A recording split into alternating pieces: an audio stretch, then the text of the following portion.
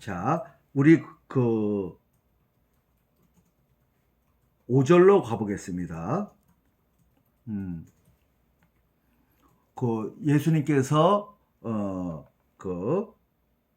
어떤 분이신지에 대한 이야기가 나오죠. 근데 그게 20%고.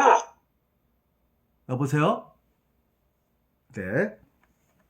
지금 요한이 7교회에 편지를 하는데 어떻게 말을 하냐면 살펴보니까 이제도 계시고 전에도 계시고 장차 오시리라는 말로 하나님, 성부 하나님을 이야기하고 있고, 그의 보좌 앞에 있는 7 영이라는 표현으로 성령을 표현해요.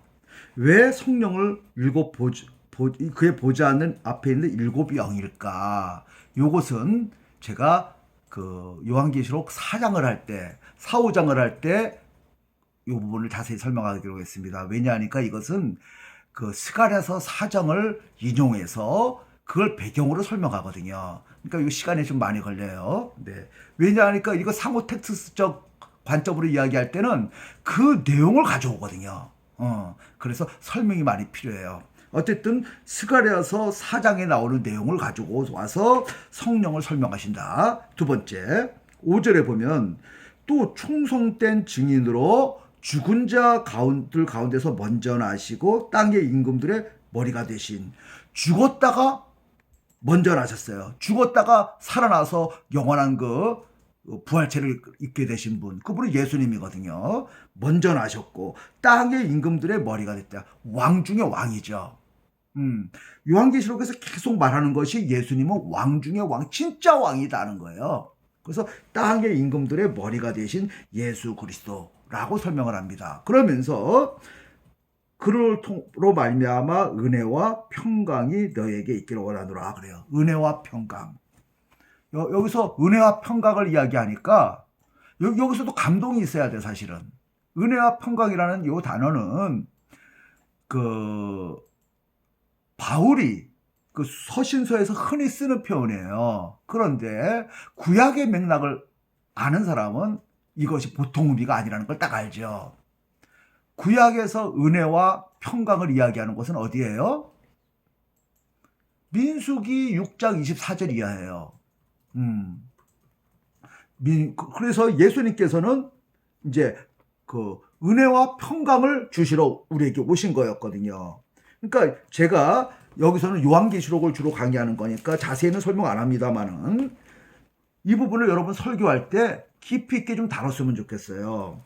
민수기 6장 24절에 보면 여호와는 내게 복을 주시고 너를 지키시기를 원하며 여호와는 그 얼굴을 내게 비춰주사 은혜 베푸시기를 원하며 여호와는 그 얼굴을 내게 향하여 대자 평강 주시기를 원하노라 라고 이렇게 기도하라고 하나님께서 제사장들에게 말했어요. 그러니까 제사장들은 어떻게 기도해야 돼요?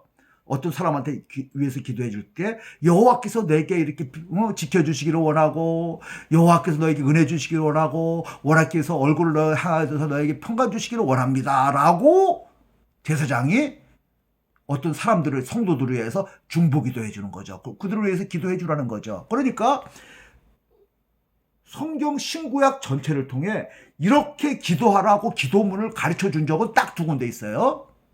구약에서는 민수기 6장 24절부터 27절까지. 그 다음에 신약에서는 주기도문.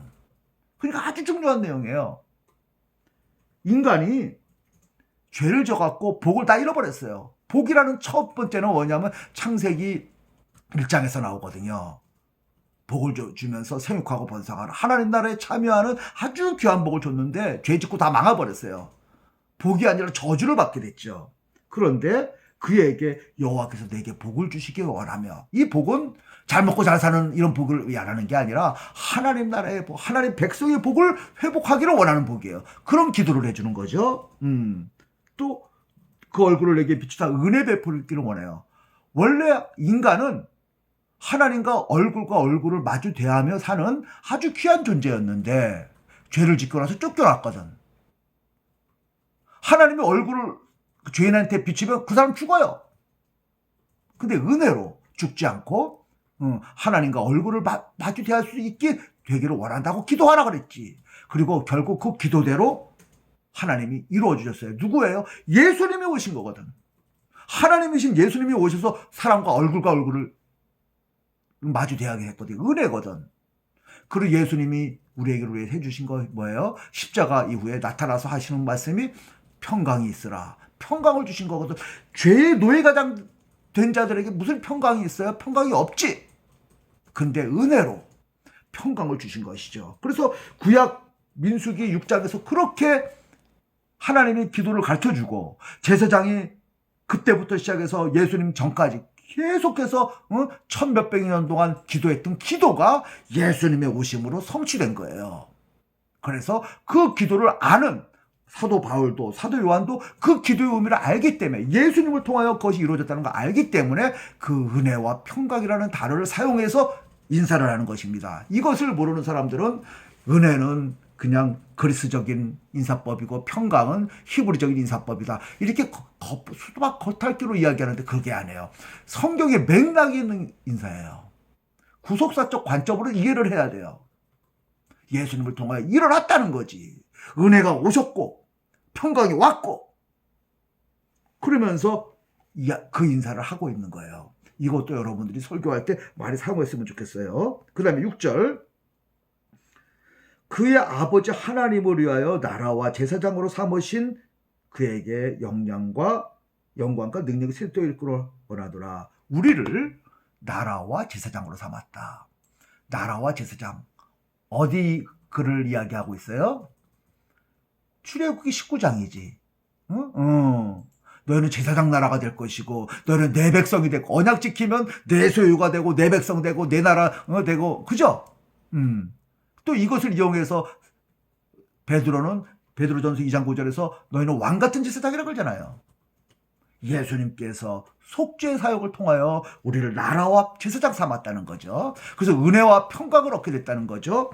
바로 이 구속사적 그 언어를 가지고 역사적으로 성취된 이 언어를 가지고 사도 요한이 인사를 해요. 문안의 인사를 하는 거예요.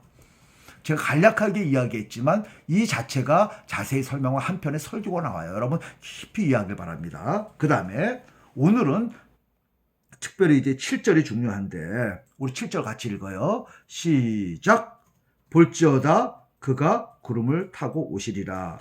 각 사람의 눈이 그를 보겠고 그를 찌른 자들도 볼 것이요 땅에 있는 모든 족속이 그로 말미암아 애곡하리니 그러하리라. 아멘. 자, 이 부분에 대한 그 해석이 여러 가지 있습니다. 제가 철저히 성경에 근거하여 이 부분을 설명하려고 합니다. 볼지어다 그가 구름을 타고 오시리라. 구름을 타고 오시리라니까 미래죠. 미래. 그리고 각 사람이 눈을 보겠고 볼 거야. 미래죠. 찌른 자들도 볼 거야. 미래죠. 모든 족속들이 애곡할 거야. 미래죠. 미래로 해석을 했어요. 근데 원어를 보면 다 현재예요. 자, 원어를 보면 그가 구름을 타고 온다. 각 사람이 눈을 그를 본다. 그 찌른 자도 본다. 땅에 있는 모든 족속이 그로 말미암아 애곡한다. 다 현재예요. 현재. 이걸 어떻게 해석할 것인가? 자, 여기서 아주 중요한 걸 여러분에게 이야기하려고 그래요. 헬라어 어법에서 현재로 동사 현재 시제를 가지고 설명하는 방식은 세 가지예요. 첫째, 글자 그대로 현재인 경우. 둘째, 현재를 가지고 미래를 설명하는 경우. 영어도 현재를 가지고 미래를 설명하는 경우 있죠. 어떨 경우. 그렇지만 헬라어도 특별히 그래요. 현재를 가지고 미래를 설명하는 경우. 지금 우리 한글 성경이 그렇게 이해를 했어요. 현재로 돼 있는데 이건 미래에 대한 이야기야. 뭐 그렇게 해석하고 보라 그가 구름 타고 오실 거야. 각 사람들이 보고 찌른 자들도 보고 그들도 회개할 거야. 애곡할 거야. 라고 다 미래로 해석했어요. 그러니까 현재를 현재 그대로 해석하는 방식이 있고 미래에 대한 내용으로 볼 수도 있어요. 셋째, 과거에 대한 해석도 있어요. 과거에 대한 대용으로 현재를 사용하는 경우도 있어요. 우리도 우리말 중에서도 현재 시제를 사용해서 과거 내용을 생생하게 표현할 때 이야기하잖아요. 우리말도 그래요. 근데 이야기를 현재 시제를 사용해서 생생하게 표현할 때 현재 시제를 쓰는데, 자, 그렇게 되면 이것을 어떻게 볼 것이냐. 그가 구름을 타고 왔다. 각 사람의 눈이 그를 봤다. 그를 찌는 자도 봤다. 땅에 있는 모든 사람들이 그로 말미암아 애곡했다. 이렇게 돼요. 제가 이 과거 시제 이야기가 오히려 이 문장이 잘 맞다고 말하는 거예요. 왜 그러냐? 이것이 여러분한테 어려워요. 잘 생각하기 바랍니다. 그가 구름을 타고 오시리라, 이 부분은 그가 구름을 타고 왔다로 봐야 돼요. 왜 그러느냐? 현재지만 과거 내용. 왜 그러냐니까 이 문장이 그대로 다니엘서 7장 13절의 글하고 똑같기 때문이에요. 다니엘서 7장 13절. 찾아봐요. 구약성경 다니엘서 7장 13절을 보면 거기에 인자가 구름을 타고 하나님 앞으로 와서 모든 권세를 받는 광경이 나와요.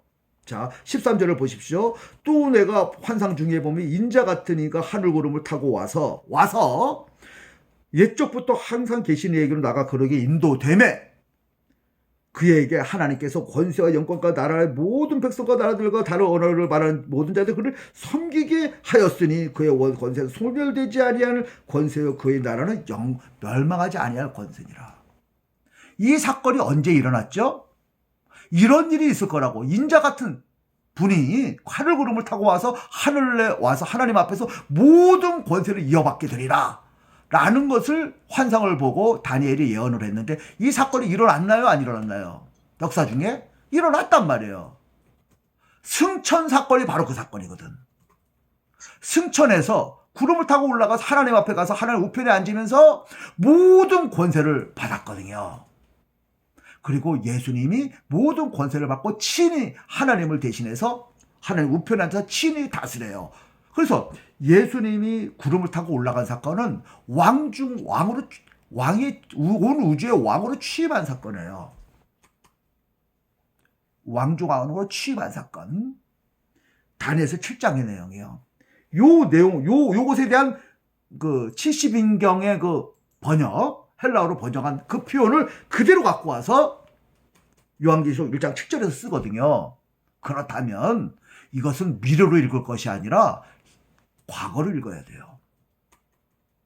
그게 무슨 말이냐? 여러분 알잖아. 예수님이 구름 타고 승천하면서 하나님 나라, 하나님 우편에 앉아서 왕중왕으로 취임한 거 여러분 봤잖아. 알잖아. 하고 이야기하는 거예요. 지금 요한계시록은 약 AD 95년경에 쓰여졌다 그래요. 95년경. 그리고 예수님이 승천한 사건은 30 몇 년이겠죠. AD 30년경 또는 30 몇 년. 그때 예수님이 승천했어요. 약 60년이 지났어요. 꽤 오랜 시간이 지난 거예요. 여러분 봤잖아요. 증언 들었잖아요.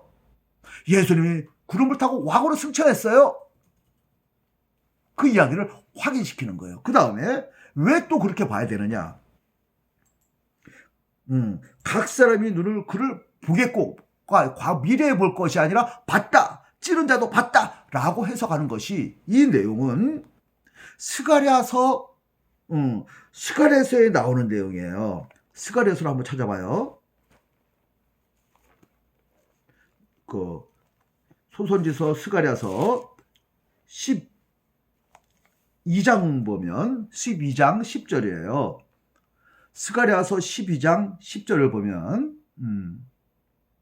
이런 표현이 나오죠. 스가랴서 12장 10절. 내가 다윗의 집과 예루살렘의 주민에게 은총과 강구하는 심령을 부어주리니 그들이 찌른 바 그를 바라보며 그를 위하여 애통하기를 독자를 위하여 애통하듯 하며 그들을 위하여 통곡하기를 장자를 위하여 통곡하듯 하리로다.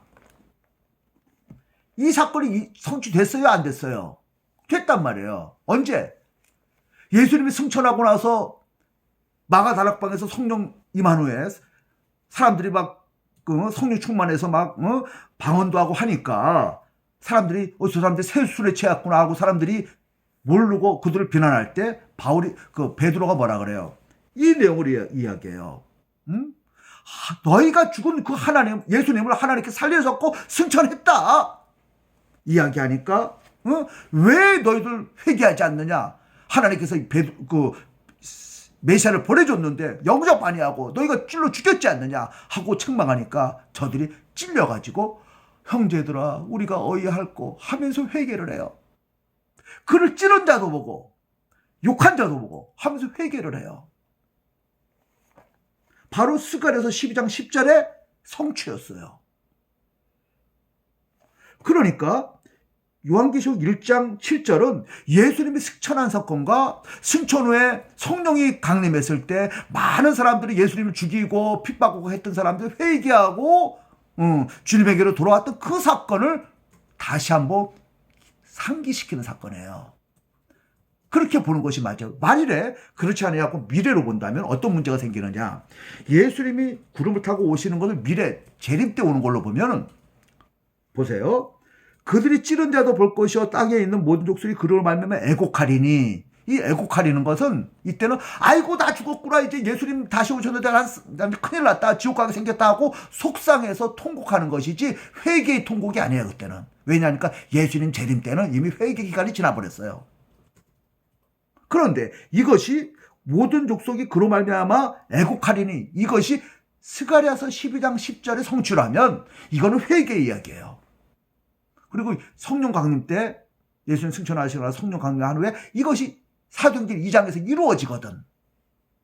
이것을 사도행전 2장에서 이루어진 그 사건으로 본다면 이건 과거 사건으로 봐야 돼요. 문장 전체를 과거로 봐야 돼요. 이해가 되십니까?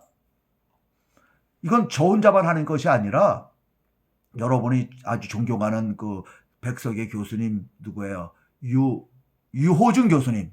그분도 이렇게 해석하고 이필창 교수 이거 전문가 그 요한계시록 전문가 이필창 교수도 이렇게 해석하고 그게 설득력이 커요.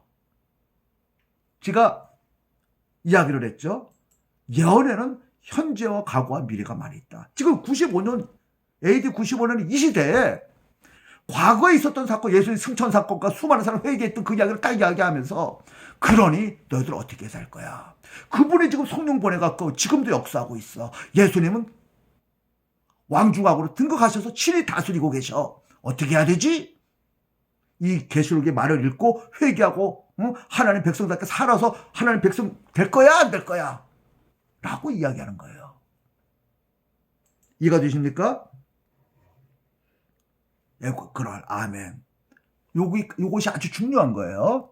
오늘 제가 요한계시록에서 아주 중요한 부분을 많이 이야기했어요. 1장 1절 예수 그리스도의 계시다. 이걸 어떻게 해석할 것인지. 그 다음에 3절에 나오는 예언의 말씀. 예언이라는 걸 어떻게 볼 것인지. 그리고 때가 가까움이라. 이 때가 그것을 어떻게 볼 것인지. 그리고 마지막 7절이에요. 7절은 물론 여러분들이 들어보지 않았기 때문에 마음에 갈등이 있을 수도 있어요. 미래의 일로도 볼 수 있어요. 근데 미래의 일로 보려면 후에 있는 내용, 찌른 자도 볼 것이요 땅에 있는 모든 족속이 애곡하리니 이것은 스가랴서 12장 10절의 성취로 보지 말고 예수님 오실 때 많은 예수 믿지 않은 사람이 통곡하는 그 장면으로 봐야 돼 그냥. 그러나 스가랴서의 내용, 왜냐하니까 스가랴서의 내용하고 똑같거든. 그 내용으로 본다면 과거 사건으로 봐야 돼요. 사도행전 2장에서 성취된 그 사건. 그리고 또 지금도 예수님을 이야기할 때 곳곳에서 성취되는 그 사건으로 봐야 돼요. 이해가 되십니까? 오늘은 여기까지입니다. 그런데 제가 여러분에 줬던 그 자료 중에서 그 묵시문학이란 무엇인가 라고 있죠. 그것을 여러분이 읽으세요. 읽어오세요. 다음 시간 할 때 간략하게 설명하고 넘어갈 거예요. 요걸 다 읽으면 좋은데 시간이 없으니까 여러분이 다 읽어오셔야 돼요. 기초적으로 묵시문학이 무엇인지 그 배경이 무엇인지 역사적 어떤 배경 속에서 만들었는지 여러분이 읽고 오셔야 그 부분을 간략히 설명하고 나가겠습니다. 오늘 여기까지 1장 1절에서부터 7절까지입니다. 자, 여기까지 질문하실 분 하세요. 네, 김진동 목사님.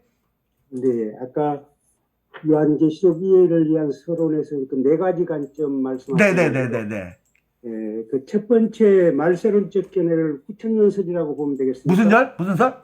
후천연설. 후천연설? 예. 후요? 후? 어. 아니에요. 네. 아니에요. 그리고 그 두 번째 거는 네. 역사적 전철연설로 아니요. 그거 관련 없어요. 저는 그거 관련 없이 그 역사라는 단어를 가지고 그 네. 한글로 설명하기 그거 관련 없어요. 그리고 이제 마지막 지금 우리 이제 목사님 이렇게 네 번째 거. 네 번째 거 말세론전. 그러니까 그 과거 사건. 예, 지금 이제 이 요한계시록을 해석함에 있어서 네네. 우리 이제 백석이나 다 이렇게 이 무천연설을 주장하잖아요. 네네네네네. 그 신학적 견해로는. 네네네. 근데 이렇게 지금 목사님 이렇게 해석하는 게 이 주의가 많이 이렇게 된 것 같아요. 이렇게 무천연설. 네네. 저도 예, 이제 무천연설의 입장에서 서서 이야기를 하는데 예. 여기서는 그 천연설과는 아직 관련 없어요. 아, 일반론을 이야기한 거예요. 일반론. 예. 아니 네네. 그런데 견해가 네. 이렇게 이제 그런 이렇게 그게 좀 보여서 네네네. 설명했습니다. 보이죠, 벌써. 그죠? 네, 조금 보여요. 그러니까 저는 요 시간표로 돼 있다 그러고 그 세대주의 전천연설, 네네네. 세대주의 전천연설을 아주 반대하는 입장이 있어요. 저도 그렇습니다. 네네. 그걸 이제 나중에 그 네. 천년설과 관련될 때 자세히 설명할게요. 어떤 네, 차이가 네, 네. 있는지. 네. 네, 아유, 네, 그리고 이제 감사했습니다. 그게 왜 그러냐 하니까 세대주의 전천연설들은 이곳을 갖다가 1장을 내가 본 것, 1장 19절에 나오는 그 2, 3장을 현재 있는 일, 그리고 4장 이후는 예수님 재림 때 있은 일. 다시 말해서 네. 예수님이 공중 재림하고 교회가 휴거되고 7년 동안에 발생하는 일이라 봐요. 네. 그러면 그게 왜 문제가 되느냐? 아니 초대교회 사람들은 이거 가지고 굉장히 힘을 얻었는데 4장 이후로는 아무 그들과 관계가 없는 이야기가 된단 말이에요. 만일 우리 시대에 예수님 안 오시면 4장 이후로는 읽을 필요가 없어요. 네. 계시록은 그런 내용이 아니거든요. 네. 잘 배우겠습니다. 네네네네. 네. 또 질문하실 분?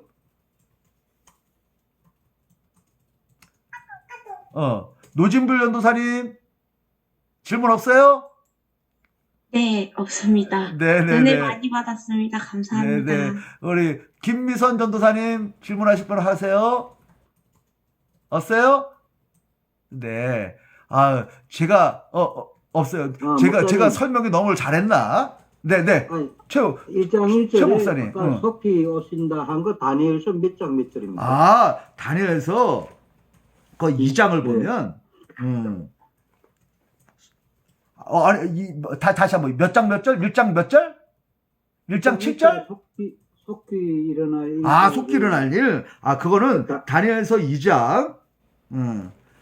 다니엘서 2장 그 26절이던가 한번 제가 다시 볼게요. 2장 28절. 28절. 후일에 될 일. 이것에 대한 내용이에요. 후회될 일. 이게 말세에 관한 거거든. 종말에 대한 이야기. 속히하고 후회 같은 뜻입니다. 여러 가지 근데 번역을 그렇게 됐고, 하여튼 그 내용을 주로 갖고 왔어요. 속히가 후회라는 소리. 아니야, 그건 달라요. 그렇지만 그렇게 속히 될 일, 또는 후에 될 일을 여기라는 속히라는 말을 집어넣었어요. 그러나 내용이 거의 비슷해요.